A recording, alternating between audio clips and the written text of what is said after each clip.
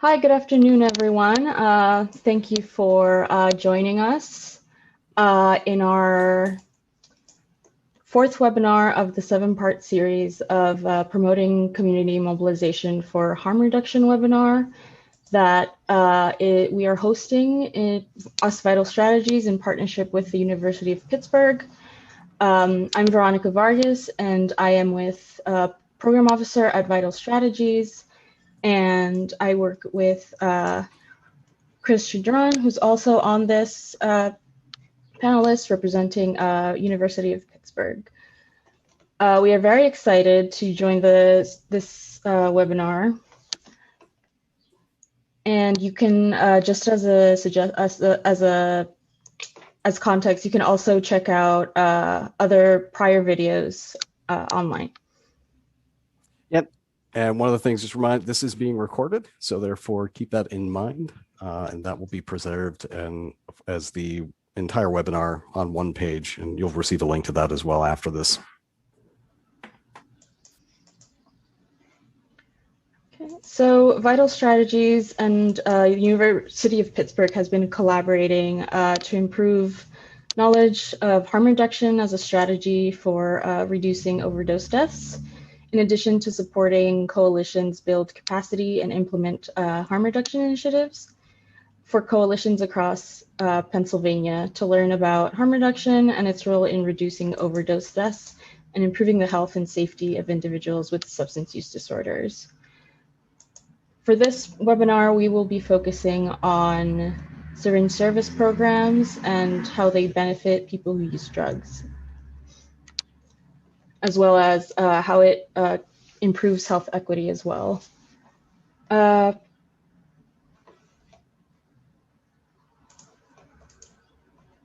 So some housekeeping. This webinar is being recorded, as Chris has mentioned. Please, if you are not muted, please mute yourselves. And we also should have a Q&A part. Chris, is that correct? A Q&A box where you can send in your question and answers for the end.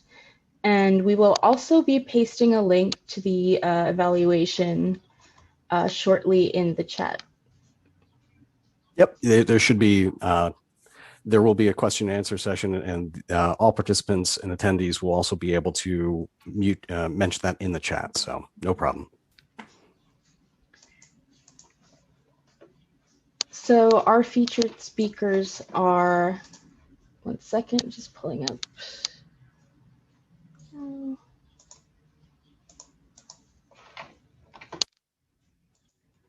I'd like to introduce our featured speakers that will do an overview as well as be on the panel. Roseanne Scotti is a Senior Technical Advisor for the Syringe Access Services for Vital Strategies.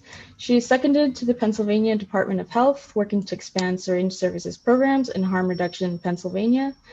Before joining Vital Strategies, the Pennsylvania Department of Health represents their 17 years in New Jersey State Director for Drug Policy Alliance.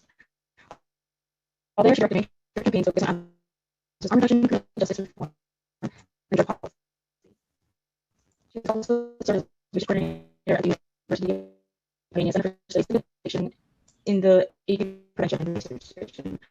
Roseanne has authored and co-authored articles on harm reduction, criminal justice, and drug policy, and lectures on these topics. Roseanne received her BA from the University of Pennsylvania and her JD from the Temple School of Law.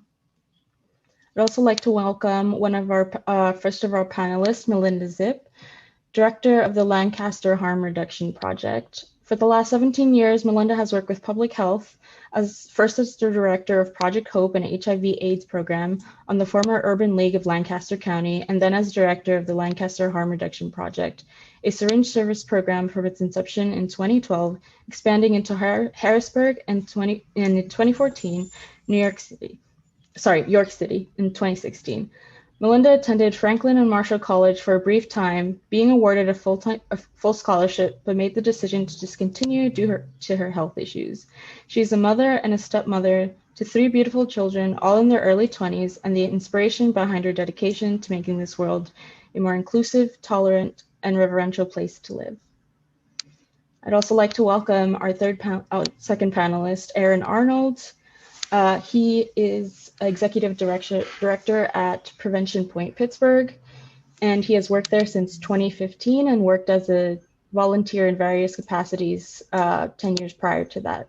Prevention Point Pittsburgh is only one of 2 legal syringe services programs in the state, the largest based distributor of naloxone in Western Pennsylvania, and the only mobile buprenorphine provider outside of Philadelphia. During his tenure as executive director of Prevention Point Pittsburgh, Aaron has focused on strengthening the organization's infrastructure, expanding the provision of direct services, addressing disparities and inequities in access to services, and advancing opportunities to implement harm reduction initiatives across Pennsylvania through advocacy efforts. He holds a master's degree from the University of Pittsburgh Graduate School of Public Health and a BA in sociology, with a minor in Africana Studies and a certificate in study of women, gender, and sexuality. He participates in numerous advisory groups and collaborative efforts to address issues related to the intersections of infectious disease, substance use, and systemic injustices. I'd also like to welcome Brooke Feldman, who is a widely recognized speaker, advocate, consultant, and writer who brings a wealth of experience and knowledge when it comes to issues of drug user health, addiction, recovery, social justice, and improving healthcare systems. For the last 10 years leading up to her consulting work, Brooke served in Philadelphia's behavioral health system in a variety of settings, including the City of Philadelphia's DBH IDS. Brooke also currently serves on the board of Angels in Motion, a street-based harm reduction and recovery support organization. In that capacity, Brooke has helped grow Angels in Motion citywide mobile syringe service program. In addition to Brooke's professional experience, Brooke brings invaluable lived experience as a person with lived experience. After spending her adolescent years in and out of behavioral health institutions and Philly's juvenile center system, Brooke found recovery at age 24. What recovery has meant for Brooke is that for the past 14 years, she has managed her wellness and overcome living with a substance use disorder, in turn halting the intergenerational transmission of addiction that claimed her mother's life at a young age. And last but not least, I'd like to welcome Representative Jim Struzzi. State Representative Jim Struzzi is currently on his second term of service to the residents of the 62nd Legislative District, which consists of select municipalities and boroughs located in Indiana County. For the legislative session of 2021 through 2022, he serves as a member of Committee of Appropriations, Committee of Children and Youth, and the Committee of Human Services and Insurance. He has also been asked to serve on the board of the Pennsylvania Infrastructure Investment Authority, which funds sewer, stormwater, and drinking water projects through the Commonwealth. Like many citizens raised in Western Pennsylvania, Jim Repsterzi has instilled the traditional values of hard work, personal integrity, and community service. His strong faith has helped him to cope with the loss of his brother, Michael, who died from an overdose at the age of 31. Addiction touches all ages, genders, and socioeconomic statuses, and Repsterzi vows to try this crisis by working together with community, state, and federal leaders.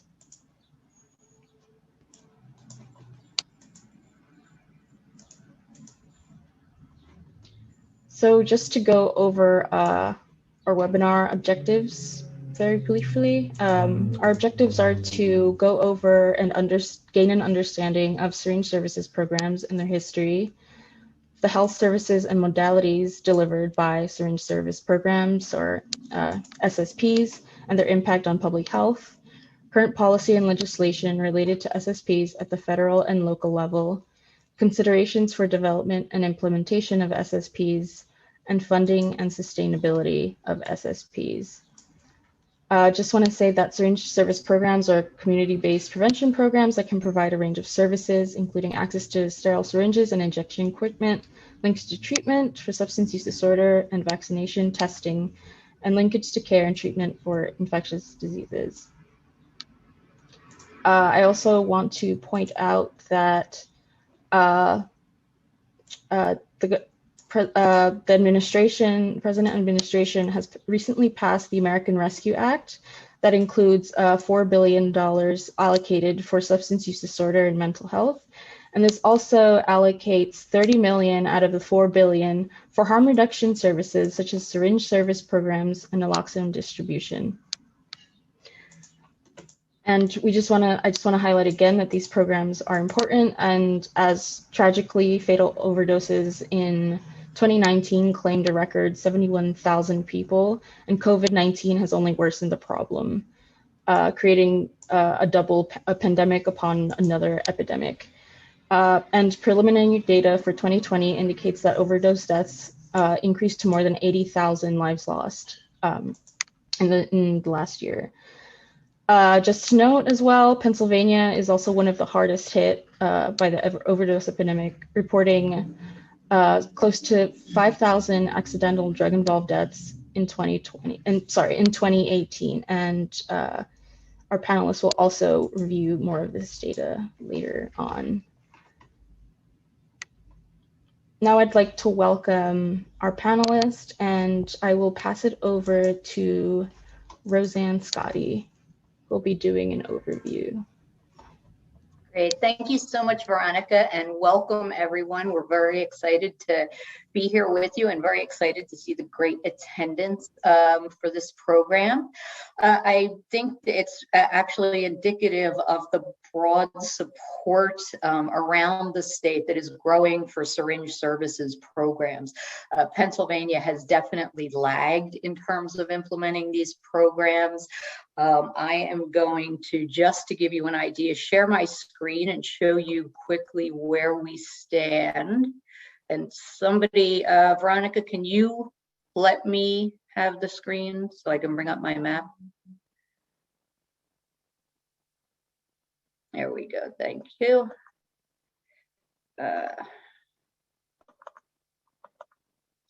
All right, and so this is a map of all the states that where the laws allow for syringe services programs, and those states are denoted in yellow, and the states that have yet to get on board with these life-saving programs are denoted in gray. And you can see what an outlier Pennsylvania is among all the states around us, and even compared to historically conservative states like Florida and Kentucky and Louisiana, who have recognized the value of these programs and moved forward with them. Syringe service programs are not new. They have existed for about 30 years in this country, and came into existence with the emergence of the HIV epidemic, which was, of course, it's a bloodborne virus, and some of the groups that were hit most hard early on were people who injected drugs, not specifically because they injected drugs, but because they didn't have access to clean syringes and therefore were forced to share syringes, which were contaminated with other people's blood. There are today, so we have at this point, we have 30 years worth of research and on the ground experience with these programs. We know that they work. We do not have to speculate. There are more than 400 programs operating at this point around the United States, and we have two very large, Veronica said, two very large and successful programs right here in Pennsylvania, Prevention Point Pittsburgh and Prevention Point Philadelphia. And so why do we need syringe service programs? What has the data shown us? What has all this 30 years worth of research shown us?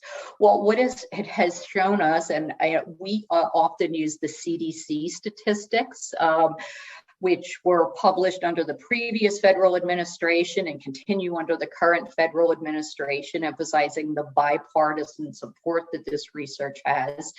And the CDC has found that syringe service programs are correlated with a 50% reduction in the transmission of HIV. That individuals who participate in syringe service programs are 5 times more likely to enter treatment than people who do not, because these programs are a bridge to drug treatment and other social services and medical services that people need. Another piece that where syringe service programs have really taken the lead and were really pioneers is access to naloxone. Expanded access to naloxone is widely accepted as a good thing these days. So most people know that. What most people don't know is that syringe service programs began distributing naloxone back in the late 90s, the first program being run by Chicago Recovery Alliance and the late hero of harm reduction, Dan Bigg. And they saw that when when someone called for help with an overdose, what happened was EMTs came with naloxone. And because naloxone had no, negative impacts, the only thing it'll do is reverse an overdose. They thought, why don't we just make this available to more people, particularly when we talk about first responders. The people who are most likely to be with you if you overdose are people you use drugs with. And so that was the genesis of that idea. With the emergence particularly of fentanyl, it has become widely accepted all around the country. But again, one of the unique values of syringe service programs is they're meeting people where they're at, they're seeing what they need, and they're coming up with these really innovative and life-saving and fiscally responsible programs. And so, in talking about the fiscal aspects, another piece is that these programs save money in terms of reducing HIV and hepatitis C and other medical costs. They can save literally billions of dollars. There was a study that found over 10 years, just published, I believe, last year, that over 10 years in Philadelphia, the city had saved about $240 billion from avoided medical costs as a result of having this relatively inexpensive program. We now have, and again, this started under the previous federal administration and continues now, funding and technical support at the funding level, where HHS and CDC are attempting to get states to expand these programs and providing money. The latest budget under the Biden administration appropriates $30 million just for harm reduction and syringe service programs, money that Pennsylvania will miss out on because we don't have legislation allowing for statewide programs. And the reason and I'll go into that reason why we don't next. We have a drug paraphernalia statute, as other states do, that says that syringes and other paraphernalia are criminalized. What other states have done, all these states in yellow, they have revised that or repealed it so that syringe service programs can provide people with syringes without legal liability, and people can possess syringes and other safety paraphernalia without liability.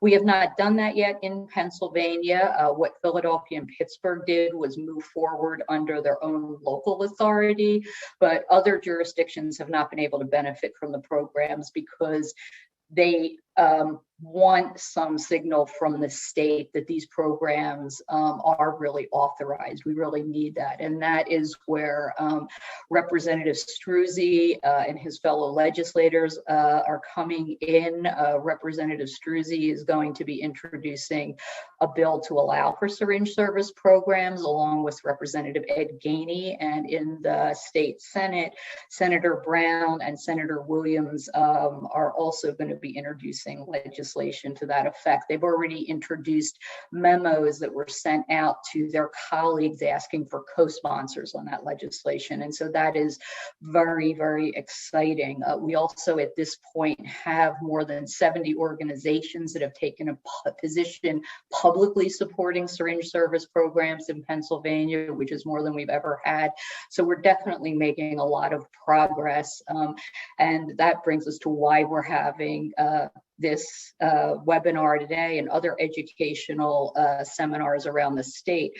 And before I move into a short video that we're going to show about Prevention Point Pittsburgh, I want to end my introduction with a story that has always summed up to me why syringe service programs are so vital and so necessary.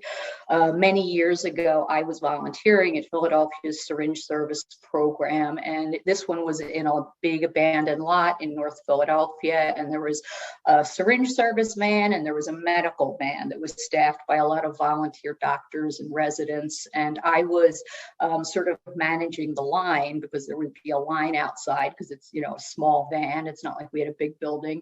And a young man came up to me waiting to see a doctor, and he held out his arm and he unwrapped this very dirty, ragged bandage from around his arm to show me this very infected, oozing abscess that he had gotten from injecting under not sterile conditions, because he did not have sterile conditions to inject under. And I was naive at that point, and I said to him, "Oh, why didn't you just go to the emergency room?" And he just looked at me very kindly and very tolerantly and said, "Because they treat us so bad." And so he had waited to come to this particular site that happened once a week so he could see a doctor that worked with Prevention Point Philadelphia, because he knew he would be treated like a human being, that he would be treated with dignity and respect. And, you know, that is one of the most special things about syringe service programs. They reach often the hardest to reach people and the folks who are least connected to other services, and enable them, you know, to make positive change in their lives. So with that, I am going to stop sharing my screen, and Veronica, if you could bring up the video, that would be wonderful.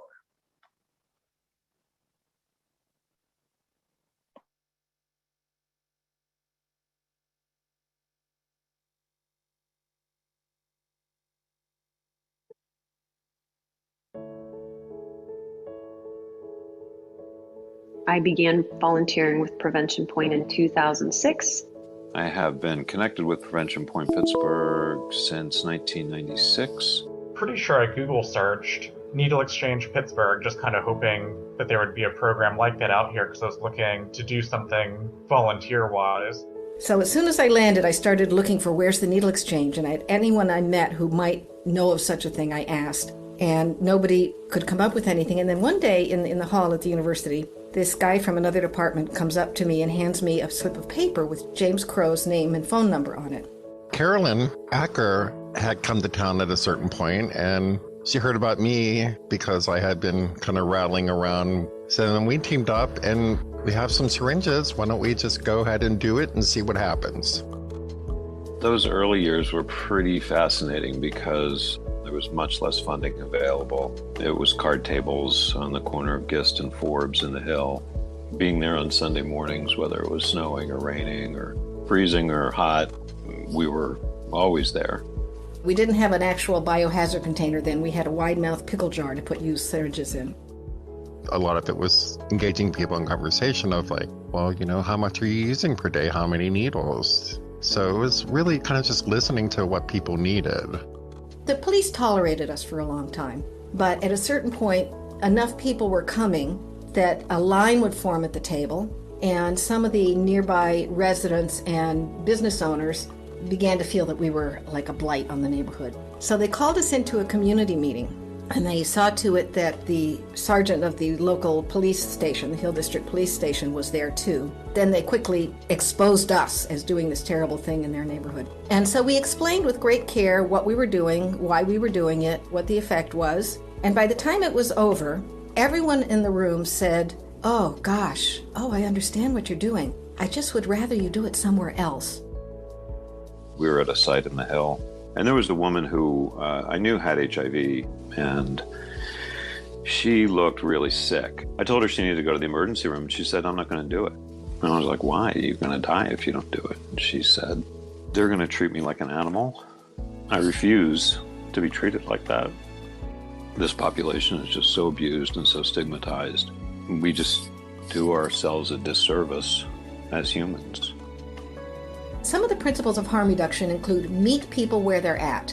Trust them to understand what they need and want. Work in partnership. They're not clients, they're participants. We are working together on a shared project.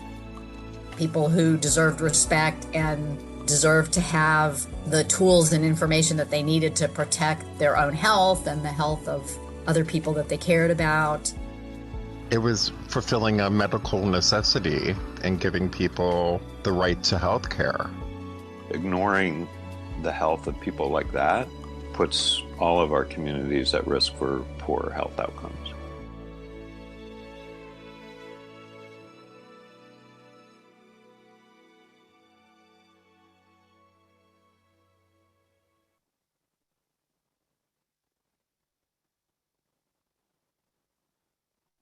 Thank you so much. Yes, thank you. Folks are saying that was a great video. I will also say there are 3 more Prevention Point Pittsburgh videos, short videos like that go through the history of the program up to today. So we can also send those YouTube links out to folks so you can see the other videos as well, which are as good as that one was. So I'm going to turn it over. We're going to start with our panelists and asking questions. And I'm going to start out with a broad question. And I'm going to start with Aaron, since we just talked about Prevention Point Pittsburgh. And if you could talk about how you came to the idea of supporting syringe service programs, why they're good, what you see every day on the ground in being the executive director of a syringe service program.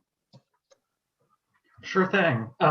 My original connection to syringe services programs actually starts with Prevention Point Philadelphia. I grew up in Lebanon County in central Pennsylvania. And that was, at that time, there was a fairly large issue with heroin primarily and prescribed opioids being injected as well at the time.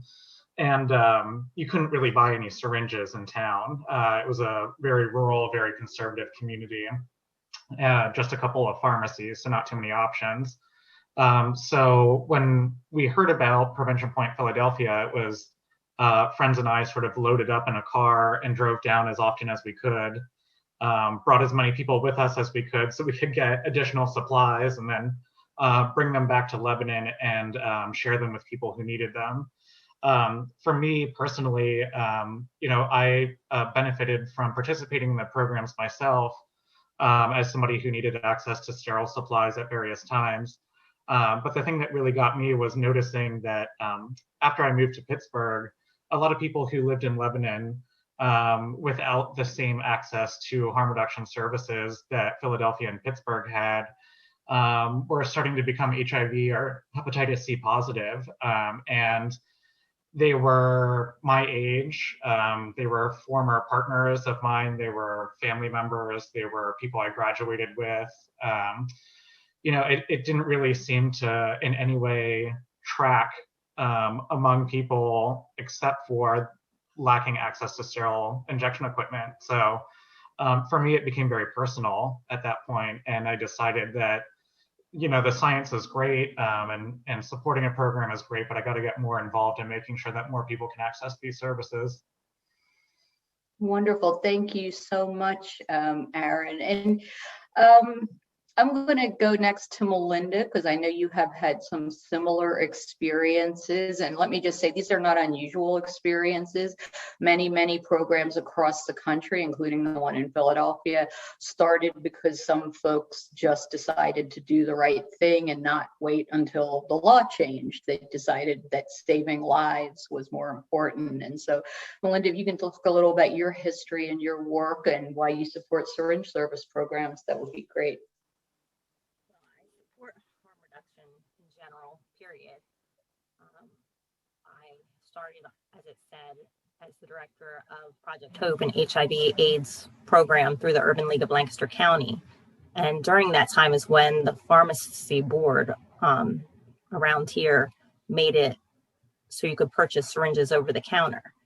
And I came up with a program using custom designed poker chips where people who used injection drugs could take one of those poker chips to the pharmacy and access clean syringes without the pharmacist having to ask any questions. They knew exactly what that meant and was for.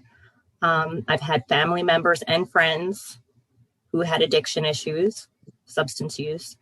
I lost my cousin within the first year of starting this program to an overdose. So it's also personal for me. Here in Lancaster, Harrisburg, and York, we do not have a public health department or a local health department that could give us permission to operate. So we worked with the local officials.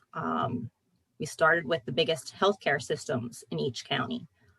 Luckily, they came on board. Usually the directors of community wellness or disparate populations backed us up, in which case that opened doors to the mayors, the police chiefs, and others that we needed permission from. However, I'm not allowed to operate outside of the city, York City, Lancaster City, and Harrisburg. Otherwise, we do fear being arrested for paraphernalia. So that's pretty much what got me started into harm reduction. I just have a love of people. I believe they've all have worth, and we've all experienced and been through different experiences in life, whether it's traumas, good, bad, and everybody, like I said, has worth and value. And sometimes society doesn't treat people like they do. Thank you. Thank you so much, Melinda. I want to just flag that we have Representative Ed Gainey, who is co-sponsor with Representative Repsterzi of the legislation, has joined the webinar. He didn't think he'd be able to be on it, but I am thrilled to see him. And I will get to him and Repsterzi for their comments right after I hear from, we all hear from Brooke Feldman, who can talk about this in general and also particularly from the perspective of someone in recovery. There has often been this feeling that, you know, recovery and harm reduction don't mix. And there have been some barriers there to folks joining together and using their power to support people who use drugs. And so, Brooke, if you could talk about how you became involved in syringe access, what it means to you, how you see it as part of the recovery community. Yeah, so happy to be here. I know for me, it starts with, so I just turned 40. You can send your condolences in the chat. But what that means, besides that I'm getting old, is I really grew up in like the ramped up like rhetoric surrounding the war on drugs. I was in the DARE play in 5th grade. That used to be like a claim to fame. But then I went on to use alcohol and other drugs in 6th grade. And I also grew up with a mother who struggled with her own substance use disorder and unfortunately passed away from an overdose death when I was 12 years old. But the messages I got socially from whether it was a DARE program or just growing up in the 80s and 90s, and then also regarding my own mother, was that using drugs is simply a choice for everybody. And if you don't want to suffer any consequences or harms, you just say no. And also really this messaging that people who use drugs are bad people doing bad things. And I remember McGruff, the crime dog, who would be like, you know, winners say no, losers say yes, right? And so that's kind of what I grew up in. And that's important when it comes to this conversation, because I really grew up with this messaging that if you don't want the harms, just say no. And that people who use drugs are bad people who deserve punishment and nothing else. And then it wasn't until I went on to live with my own struggles with, problematic substance use that became a substance use disorder, but also knowing that I wasn't a bad person, right? That there were reasons why I was using drugs and benefits to them, but also consequences that I started to unlearn some of that harmful thinking. But I can tell you as someone who tore through the youth serving and adult serving behavioral health systems, that a lot of the messaging I've had to unlearn was learned in those systems. And so I was taught things like people have to hit rock bottom, that, you know, if somebody is struggling, you just got to kind of let them do their thing. And when they're ready, they'll come to you. And I was taught that, like, you know, people have to want help in order to receive help and all these different things. And also that like immediate abstinence was the only solution, that anything short of stopping all substance use was never going to lead to positive outcomes. And so that was what the messaging was that I received. And so to answer the question of like how I came to support syringe services programs and harm reduction in general, it really took unlearning some things. It took unlearning the rhetoric that I was raised up in socially, in my own home, in my school. It took unlearning what I learned, in my treatment experiences and involvement in other recovery support services, and really understanding that we don't have to, and we definitely ought not to wait for people to hit rock bottom in order to provide love, compassion, empathy, support, and that people can be engaged to receive whatever it is they need to make positive changes in their life. And honestly, when I learned about the values of recovery-oriented care, and I'm sure some people on this call have heard of recovery-oriented systems of care and the idea of many pathways to recovery and meeting people where they're at, harm reduction absolutely made sense. And then in closing, the reality is my generation has been dying, and people are suffering like harms that do not need to be experienced. And so if we have an opportunity to engage people and support them in being able to maintain their own wellness and make positive changes for themselves, then that's what we ought to be doing. We shouldn't be waiting for people to hit rock bottom, so to speak, because rock bottom equals death. Thank you, Brooke. Thank you for that. Representative Struzzi, I will go to you first, and then Representative Gainey.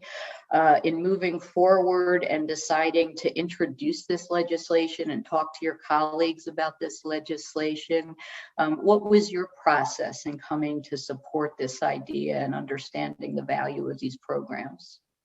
Sure. Thank you, Roseanne, and good afternoon, everyone. I really appreciate the opportunity to be here today. From my perspective, you have to go back a few years. And as was mentioned in my bio, I lost my younger brother to an overdose. It'll be November of 2014. He passed away at age 31. So he would be turning 38 here this July. So I guess he's kind of in Brooke's generation. So I understand where she's coming from to some extent. But my brother was a JV football player, broke his leg, was prescribed painkillers, and that was pretty much his path down the addiction road.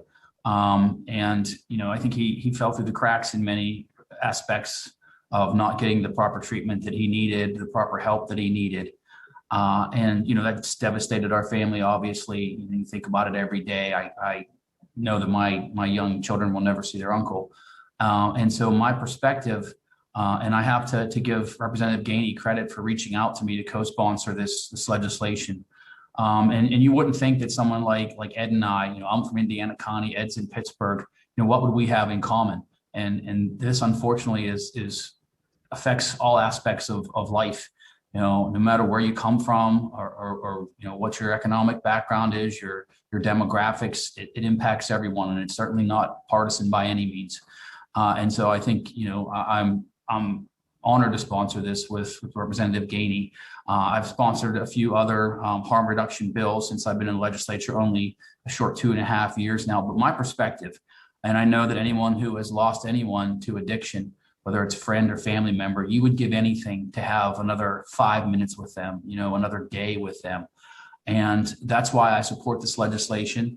I spent some time doing a lot of research. I went to visit with Aaron and his team at Prevention Point Pittsburgh.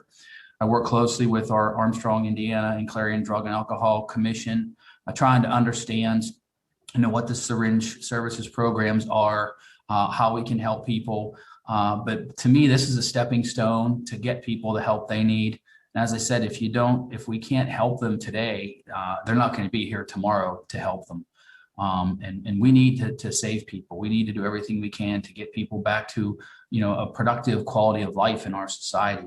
So I think this is a good mechanism to do that. And I was shocked, honestly, Roseanne. I did not realize that Pennsylvania was the only state in our entire area that does not have a syringe services program right now. And I know we have a lot of other questions to talk about during this discussion, but for me, that's the bottom line. I want to do everything I can to help people because, as I said, I would give anything to have another day with my brother. And unfortunately, he didn't have these kind of opportunities to get help. I don't know if he would have wanted to help, but that's part of the whole addiction struggle, I think, is to just get to talk to these people. And I think that's the conduit that these syringe services programs provide. And that's, to get people with addiction issues in front of recovery specialists to start down that path of recovery. So I think I've said enough for now. So I appreciate the opportunity to be here. So thank you all. Thank you so much, and thank you for everything you're doing and for sharing your story. And Representative Gainey, we are so happy to see that you were able to make it here. So if you could tell us a little about this process you're going through with Representative Struzzi in terms of supporting these programs. First, can you hear me okay? We had a press conference downtown with Allegheny County delegation, so I apologize for being late.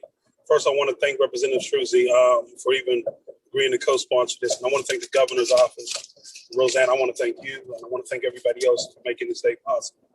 The reason why this means a lot to me is threefold. One, I believe we need to be able to give people the help that they need. We have to stop victimizing and putting stereotypes on people to make them feel like they're less than human. We are all human, and we all fall into situations where we all need help. And as government, I believe that we have an obligation to help our people. We got to help those that need the help. And we got to stop saying that, everybody that is a drug user is bad. And, if you don't go cold turkey, then you're not serious. No, that's not it. We need to be there for our people. We need to make sure that we're supplying them with the things that they need until they can get to a place where they're okay. That's what we need. We need compassion in this society. We need to stop being judgmental. We need to stop stereotyping people to where they feel like they don't deserve a second chance. They don't deserve that they feel like they don't deserve a life. We have injured more people than we helped. And at the end of the day, that's just wrong. People need help. We know that if we provide good syringe service, and we got in our city, we got Prevention Point, and they are the best. And we know when we get people help, we know that we help them all around. Not only do we help them, we help their families. We help their loved ones. We help their significant others. And so that's why this legislation is so important. We have to move in another direction if we're going to save lives. And this right here, without question, saves lives. So to me, we shouldn't have a problem moving this through the General Assembly. Matter of fact, we should be hungry for this level of change. Because if we say we're about humanity, if we're saying that we want to see our loved ones alive, then this is what we do. Let's make sure we support this bill. Amen. Thank you so much, Representative. Well, that's a good segue in talking about the next question, which is the benefit of syringe service programs to the broader community. I think there's sometimes some misunderstanding. And if these programs only provided help and services to people who directly use drugs themselves, that would be wonderful. They do have a greater impact. What I've seen in volunteering in Philadelphia and at the syringe service programs we established in New Jersey, is for instance, senior citizens on a fixed income who come to pick up syringes at the end of the month because they can't afford a copay, people who bring their syringes back, diabetics or senior citizens who use injectable medications and don't know how to get rid of their syringes or properly dispose of them. And one of the big benefits of syringe service programs is they're often the only programs that are taking those used syringes back and properly disposing of them. I have so many memories of grandmothers who'd come down to the van to get Band-Aids because they were the primary caregiver of their grandkids, and kids fall down a lot and they scrape their knees, and they would be like, could we have some Band-Aids? Could we have some antiseptic ointment? The program in Philadelphia now has a men's shelter and does, women's reproductive care and provides treatment on site. And so, there really are these broader benefits. So, Aaron, can you tell me a little of what you see in terms of the broader benefits of a Prevention Point Pittsburgh to the larger community? Sure, certainly. We have been in most of our locations for several years. We have 5 different locations around the city of Pittsburgh.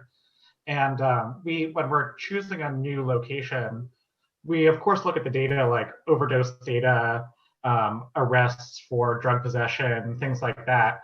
But we're also very conscious to look at what sort of resources does that neighborhood or community have or don't have.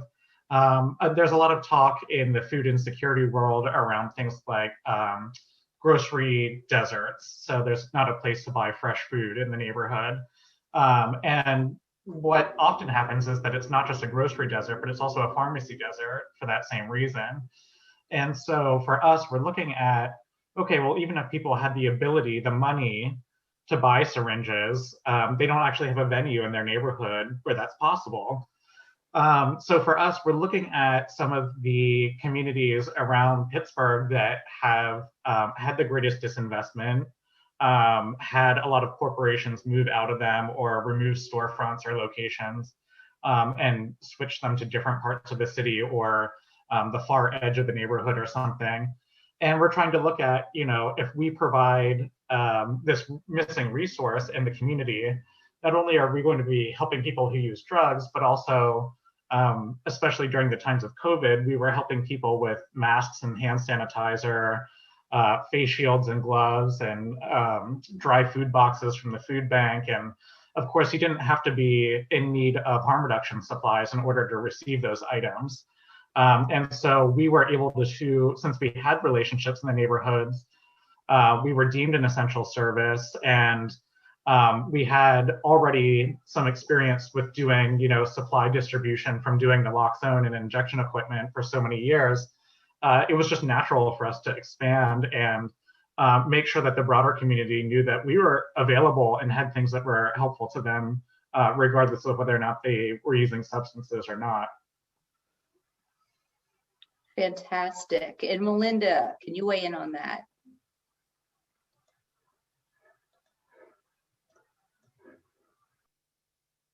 Forgot to unmute. I'm going to echo a lot of what you were saying, Roseanne. We serve as an overall resource for referrals for anybody in the community, whether it be food, clothes, housing, access to medical care, or so many other things. We help diabetics who can't afford to purchase new syringes from pharmacies. We offer wound care and hygiene kits to anybody who needs them, condoms. We offer free sharps containers for anybody. Some people just get them to pick up if they see a used needle on the ground. We've provided and purchased and supplied wall-mounted sharps containers to the public libraries, apartment complexes, and anybody else who has requested them of us. We keep the community safe, like you said, from the spread of disease, especially bloodborne HIV, hepatitis. Every winter, we have given what we call our brown bag event that has socks, gloves, hats, scarves, among other things. And we don't just give them to clients, we give them to anybody in need in the communities we're in. If anybody comes looking for help and we can help or refer them somewhere, we will take them to make sure they get it. Thank you. And that brings up something about, one of the points, it's so much easier to make these connections and do these services when you have a law that authorizes the programs and they can be public and above ground and make connections, and part of the education process in talking to community members and some legislators has been explaining just this is what all these programs do and this is why they are a broader benefit. So Representative Struzzi, do you want to weigh in on how you see this benefiting your larger community? Sure. Thank you, Roseanne. I'll go back to my brother again one time quickly. He was a bright young man, had a great future ahead of him, and that was obviously cut short by addiction. Many people who are addicted, were educated, people that could be contributing to society right now. At a time when our workforce demographics are dwindling in Pennsylvania. I was a Chamber of Commerce president before I became a legislator, and the number one issue I heard from employers was that they couldn't find employees that could pass a drug test. And so we have all these people that could be contributing to the workforce, that could be contributing to society, not to, minimize everything else that comes along with addiction. But I think, when you think about those types of issues, these people could be working and providing for their families and contributing to society and living a good quality of life. So to get them back to normal life would help us on many levels. Get them back to, working in our communities and providing products and services that people need. I think that's just one aspect of it. The bigger picture, and you mentioned it earlier, there could be federal funding that we're more eligible for. There's a number of a growing number of groups that support this program. So I think that, there's really few negatives that come with it. But unfortunately, and I think we'll probably get into that as we go through the discussion, that's the challenges that we have to overcome are the perceptions of what this is and what this isn't. But I truly think that getting people back to a normal, productive life benefits all of us. And it helps our economic base, and it helps our demographics, reduces costs. So thank you. Absolutely. Thank you. And Representative Gainey? I don't know if Representative Gainey is still on. I'm still here. Okay. Okay, great. How I believe it helps the greater community is that it provides resources that keeps them alive. I think we can stop right there when we talk about why the Syringe program is so important. We talk about saving lives, and that comes without judgment, but it comes with it comes with government saying, how can I help you? And what can we do to be more effective? And as Repsterzi said, it opens it up for federal money for us. We got a great opportunity to help our citizens. We got a great opportunity to let them know we care. A lot of times when you've heard Repsterzi saying several others, and I've had several people that I know that's been in addiction, and they feel like nobody cares. All we want to do is judge. All we want to do is look at them the wrong way. This right here can help shape a different narrative. This right here says we do understand. We do walk with you. We treat you as if you're just as good as you are today as you will be tomorrow, the year after that. We want to let them know it is good and there's nothing wrong with it. The number one thing that I hope that this does is change the stereotype. If we change the stereotype, we change lives. And when we change lives, we create better citizens. I don't want no one to feel like there's something bad about them because they have an addiction. Because the truth be told, everybody we know has some sort of addiction to something we're fighting against, something we're fighting to change. And so I hope this changes the narrative and lets people understand that we all here to help one another. And this program right here could definitely set that narrative. Thank you. I so agree with you on that. And I'm following up on one of the things you said, and Representative Struzy said about the funding, was that Representative Struzy also said he had other harm reduction bills in, and one of the bills is just to specifically decriminalize fentanyl testing strips. And the federal government recently made a big announcement that you can use, the states can use federal money to purchase fentanyl testing strips, but we can't do that here in Pennsylvania because if DOH or DDAP were to provide that pass-through federal funding, they'd be funding something that's illegal. So we need to remove that barrier so people can get that help. And I'm going to end with you on that question, Brooke, about the harm reduction and syringe service programs and their advantage to the broader community, including the recovery community.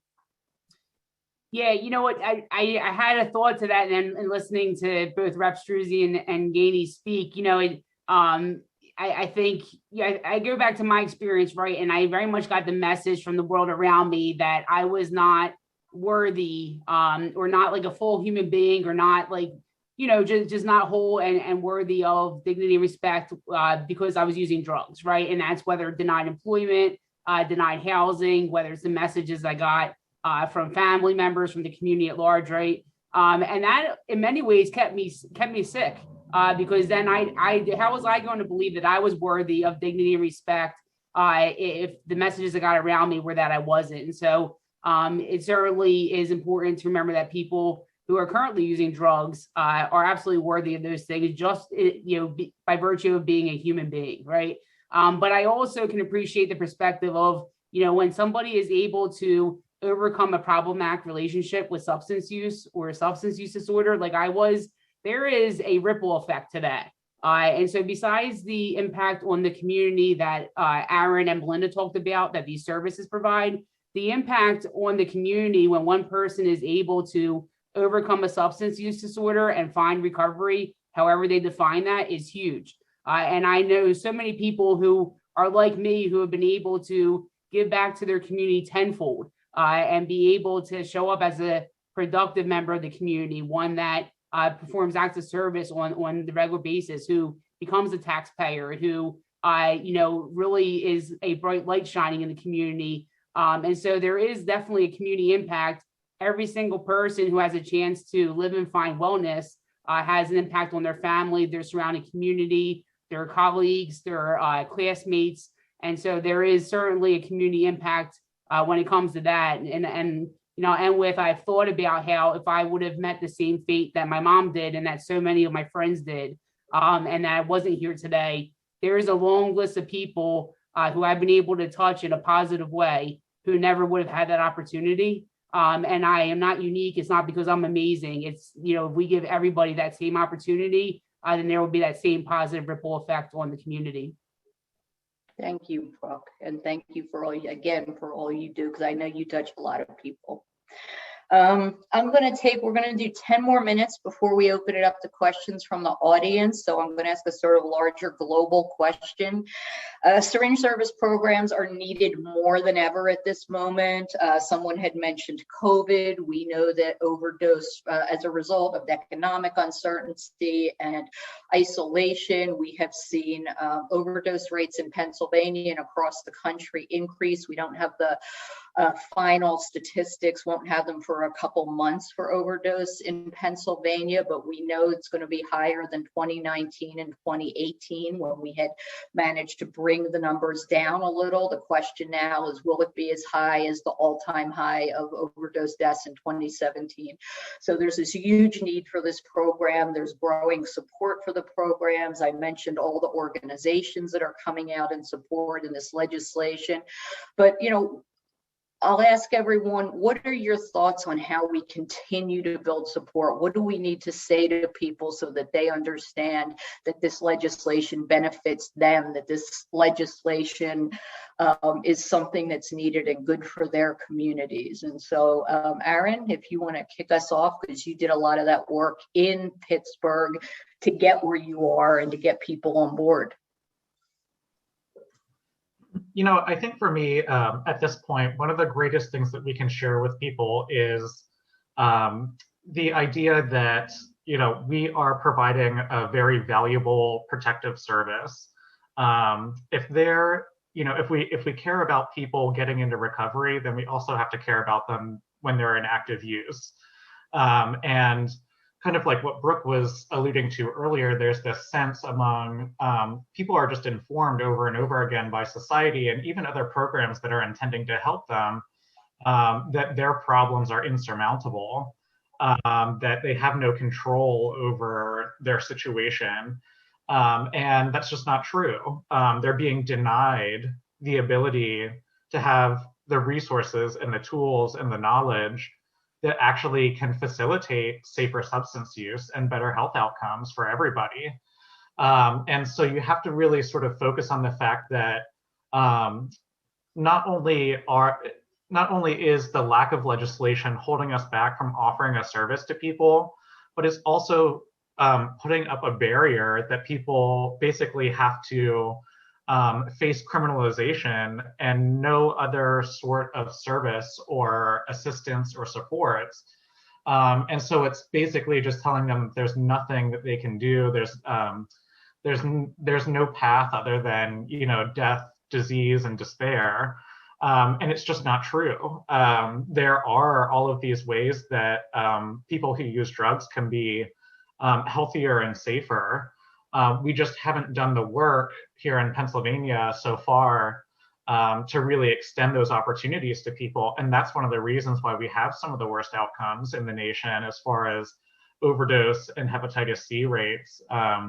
We're seeing HIV outbreaks in Ohio and West Virginia that are ongoing right now that are considered the largest modern outbreaks of HIV in the United States. And the one common thing is that there aren't syringe service programs in those areas, or there were, and then they were heavily curtailed in the way that they could offer services. And some of them had to shut down because they couldn't meet those requirements.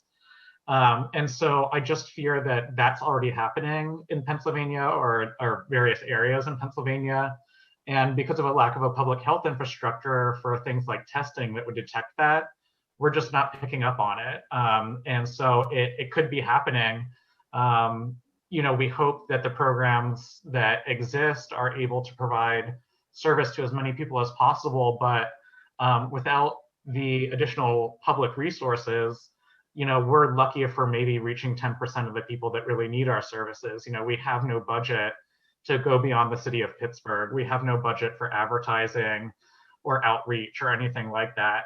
We have no budget for the supplies we give out, frankly. And so we have no stability.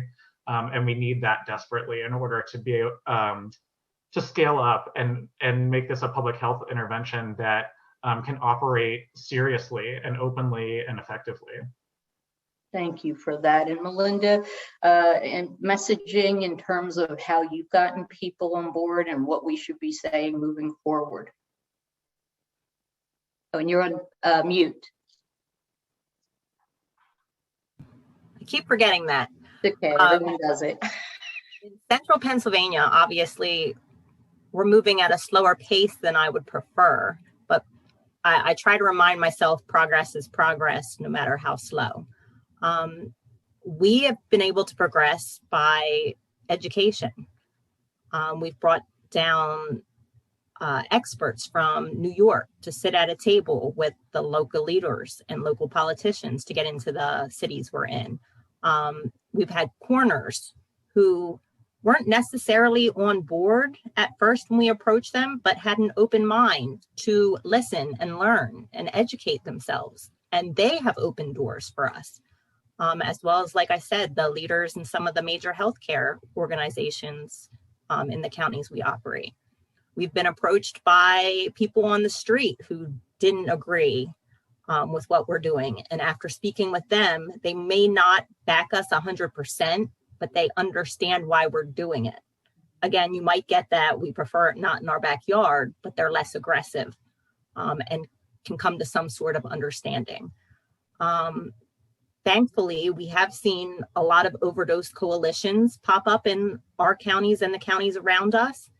And all of those are steps to educating the public, steps to educating each other, steps to understanding harm reduction.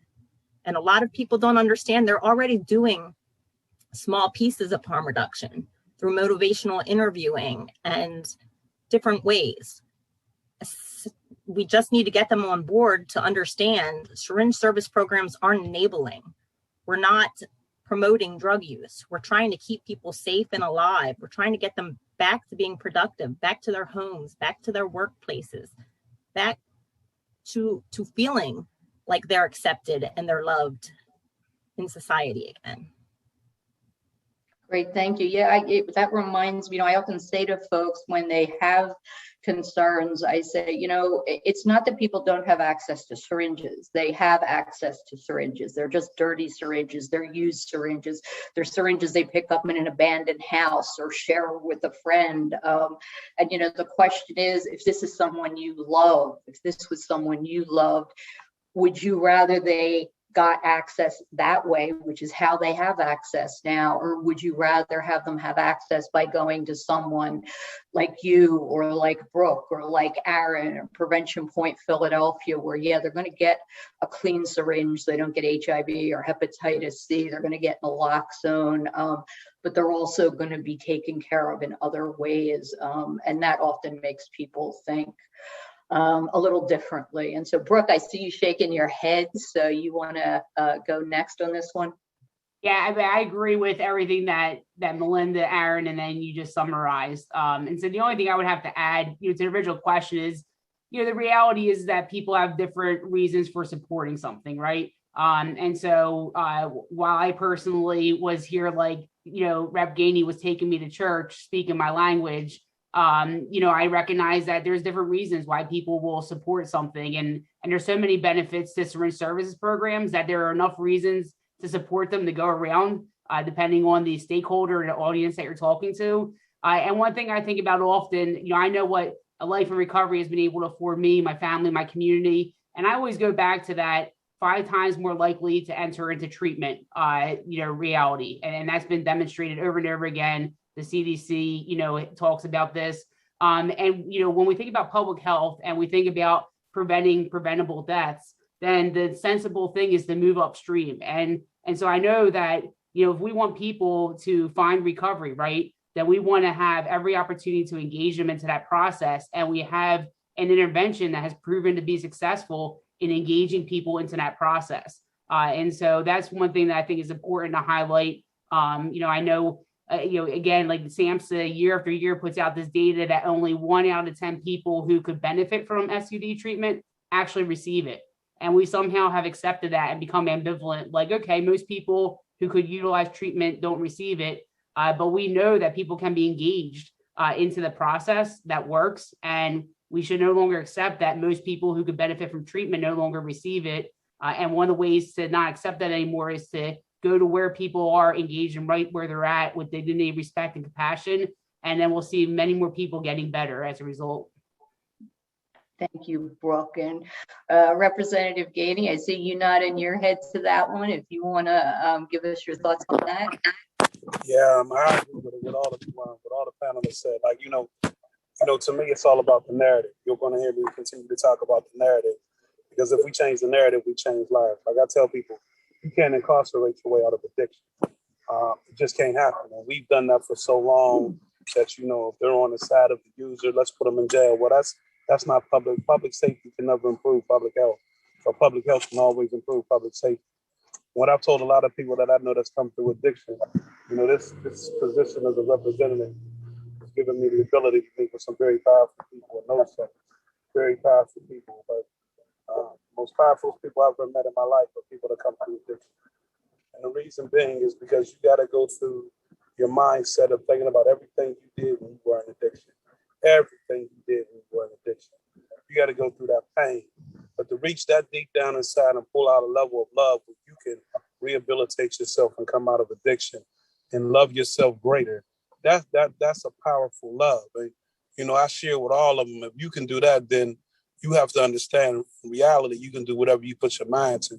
Because a lot of people don't come through addiction. For whatever reason you came through addiction, you went down in deep that you dug that deep in love to bring out the best of you, there's nothing in the world you can't do. And I haven't met no one in my life as strong as people that go through addiction. I just haven't. So we got to change the narrative. Incarceration, well, you can't incarcerate your way out of addiction. We can't do it. We have to change it. We have to get off of it.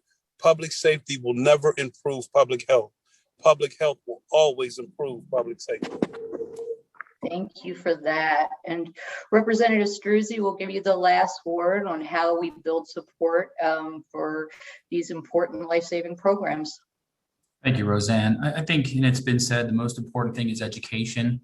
Really educating people on what syringe services are and what they are not. And I know that I'm going to have some battles in Harrisburg, trying to convince some of my colleagues who don't see the world the same way, someone who's, saw a family member struggle through addiction or isn't closely involved with these programs or helping people in the community who struggle with addiction. And I've already had those conversations. As soon as they hear syringe services, they think safe injection site. And that needs to be clearly defined that is not what this is, because that will turn people against it right away. The other side, a lot of people, again, who are not directly involved, are looking at dollars and cents. And so if you want to talk about costs, let's talk about the costs on Pennsylvania by not having this program in place right now. Talk about the medical costs, the cost to everyone's health care. and those types of things, the black and white numbers. But I think the most important thing, and I do think that Ed really hit it on the head there, is talk about people who have been involved in this program and have survived. Let's hear their stories. Let's hear it from them, the hope that they received by being involved in the Syringe Services program. Let's talk about the success stories. At the end of the day, it's about being a human being and being caring and compassionate for others. And when people hear the emotional side of this, they see the success stories and they understand the hope that this program is given to other people. I think that's when people are going to get on board.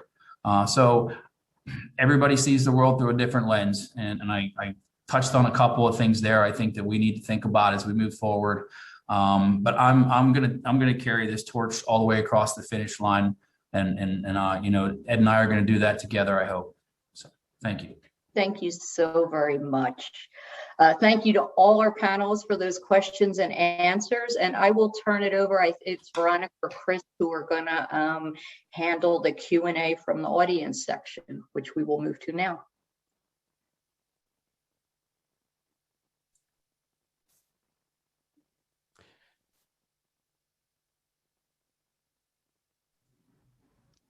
Okay, so I have compiled the questions that I saw so far in the chat and also the question and answer function.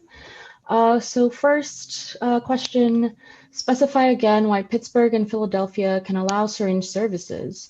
Can a city with a home rule charter enact legislation to allow syringe services? All right, I'll take that one. And let me start off by saying I'm not giving anyone legal advice. This is not legal advice. That's my disclaimer.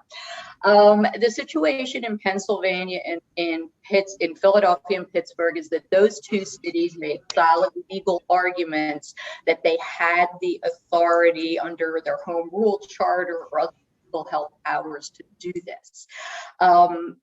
Many people believe they are right. There are probably some people who disagree with that legal reasoning. It has never been challenged by the state or by a court, but it remains sort of a gray area and unanswered question as to whether or not other jurisdictions could do that. They would no doubt have their own lawyers look at the law and make a decision on that. But that's probably the best I can give you in terms of an answer. And I know it's a little vague.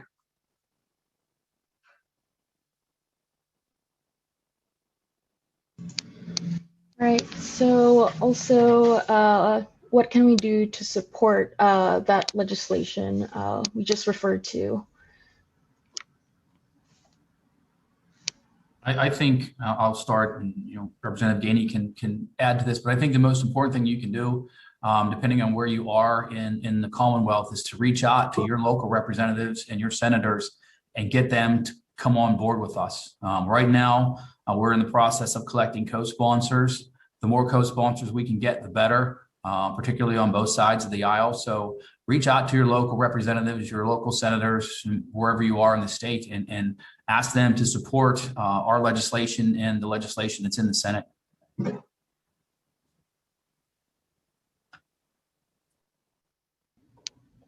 Any other comments?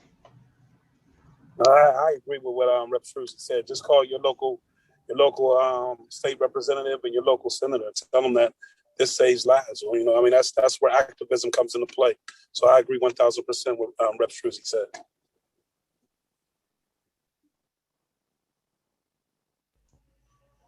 Okay. What efforts are being made to reduce the supply and accessibility to the toxic substances that have increased overdose rates, and referring to toxic substances such as fentanyl? Well, that would be, I will jump in for just a moment. I mean, that would be a question I think that probably law enforcement would have to answer. The attorney generals would have to answer that question in terms of the things they're doing on that side of it. What I will say is that whatever they're doing, is most likely not going to help in terms of overdose prevention. We've been having, as Rep Gainey said, a criminal approach to this and arresting people and incarcerating people for 50 years now. And drugs are purer and more available than they have ever been. We have seen fentanyl come on the market, and whatever efforts are being made, and I'm sure they are many, to stop that supply. We still have the highest overdose rates ever in this country. So I think, our focus is certainly on, as Rep Gainey said, the public health side of this, and approaching this as a public health issue.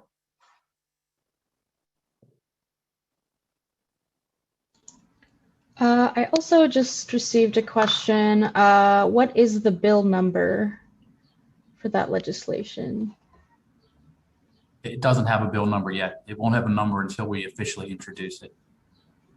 But we can certainly share that when it occurs. Okay. So we just started a new nonprofit, an NEPA, called Puck Addiction and Michael Lane's Mission, and so Syringe Exchange. Who would we reach out to in our township or county to not get arrested for having paraphernalia?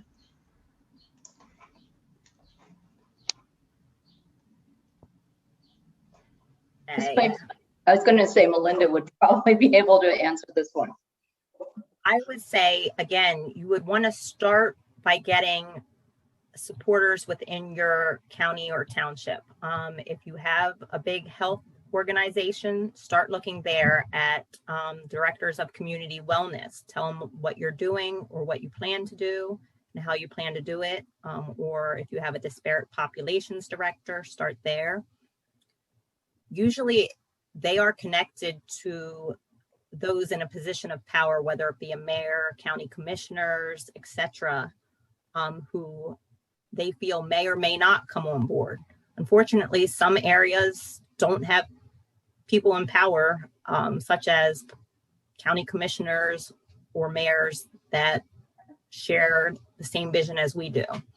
But you need to find those that will help lead that discussion.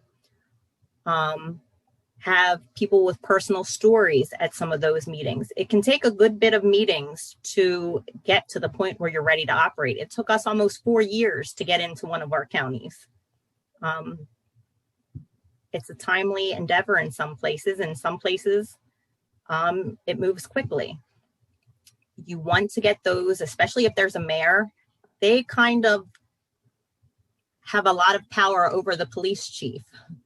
So usually if they get on board and hold a meeting then between you, themselves, the police chief, a lot of times we bring in the DA who doesn't really say yay or nay, but we have taken their silence as a form of somewhat of approval. We just try not to rock the boat too much.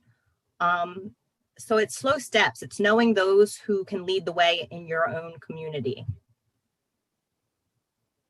I would also add to that, just that if you have a body in your area that is assigned the ability to declare a public health emergency or a public health crisis or something like that, that you would want to work through members of that group as well. Prevention Point Pittsburgh operated from 1995 until 2002 as a completely unauthorized organization.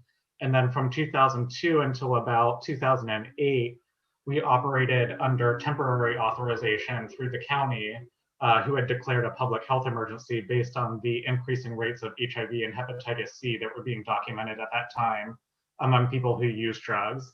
And then in 2008, permanent regulations were issued and adopted by county council. So if you have a body that's tasked with public health emergencies, definitely look there as well.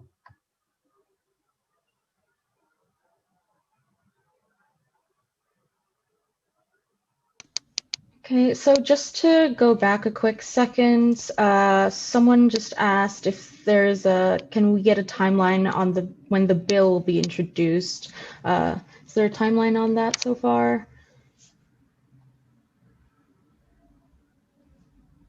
I don't think we have a specific timeline. I guess Representative Gainey and I can talk about when we want to introduce it. It would then have to be assigned to a committee, move through the committee process, be voted out of committee, and then to the House floor, where it would be voted on within the House. And then I would think that we would coordinate with the Senate on when the Senate bill would move. And then the process, the legislative process after it's voted out of the House would be to go to the Senate for concurrence and then to the governor for signature. So it has a long way to go yet. As far as the specific date on the timeline, we don't have that yet. So I think this question is also directed at Repsterzi and Rep Gainey. In terms of the legislation that you both are working on passing, what are the barriers to get it passed? What is the source of resistance among other elected officials that are not seeing it as a valuable, needed, necessary service to offer individuals in Pennsylvania so that they can remain alive and safe?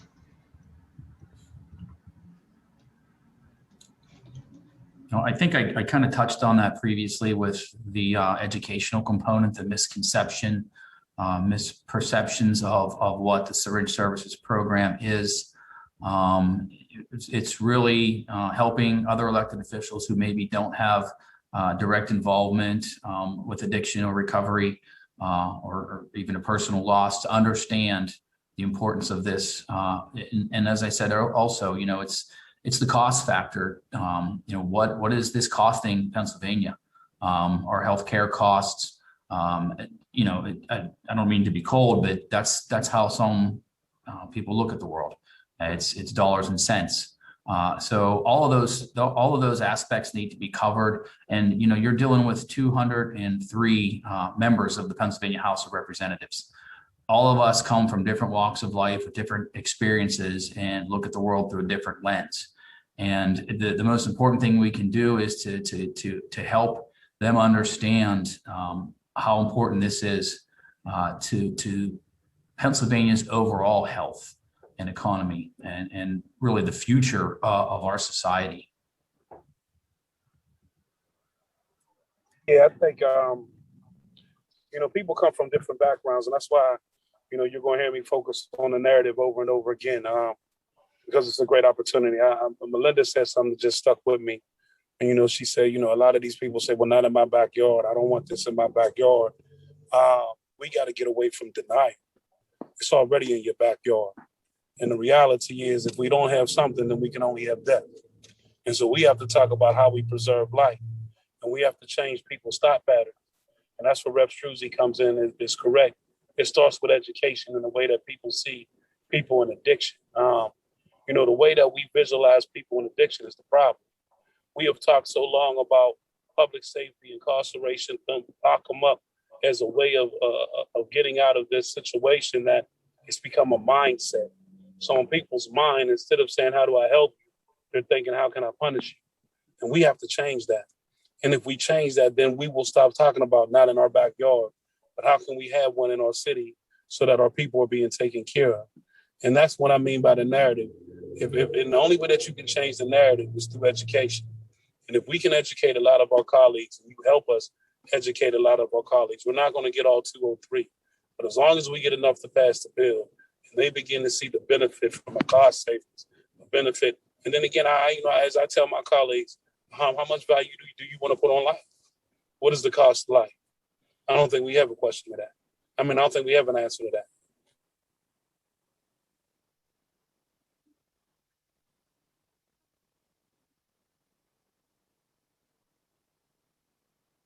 So we do have just 2 more questions to close off. So does anyone know where SSPs are offered in Harrisburg? We are in the area, basically the intersection of 13th and Dairy in Harrisburg.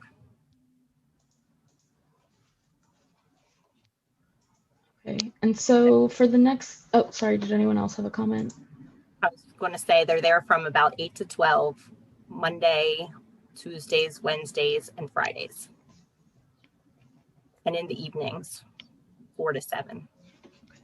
Oh, and I'd also like to ask all panelists if they'd like to drop their contact information in the chat so folks could reach out if they'd like. And so for the last question, in Chicago, we've been working through West Side Opioid Task Force, a collaboration between community and healthcare groups to try and set up an overdose prevention sites. I know about some efforts in Philadelphia, but have there been any discussions about pursuing site in Pittsburgh? I can take that one. The short answer is that there has not been a formal effort to work on overdose prevention sites, also known as safe consumption sites or safer injection sites in Pittsburgh specifically. The incumbent mayor a couple years ago went on the record stating that they would support such interventions. But locally, the harm reduction community is more focused on expanding access to the syringe services programs, naloxone, buprenorphine, and we also support a number of informal venues that function as places where people use drugs under supervision, and we want to make sure that they have the supplies and resources to keep all the folks that come through their doors safe. And we are not at this point working on an effort to open a safer consumption space in the city of Pittsburgh. But of course, it's on the list of things that we would love to do and we wish was part of the discussion in Southwestern Pennsylvania. Great, so I'd like to thank all of our panelists for having such a wonderful panel. And this webinar can be found later this week on overdosefreepa.pitt.edu. I'd also like to remind all of our attendees that our next two webinar series will be focused on naloxone, and those are taking place in late May and June. If anyone, again, wants to contact our panelists, their information email is in the chat box. And there is also an evaluation. Please, if you'd like, please fill it out. This helps us plan more webinars in the future. And if anyone has questions related to any of the webinar, please contact me, and I will also be sending out slides and other resources shared here today. Thanks, everybody. Thank you. This was great. Thanks to everyone.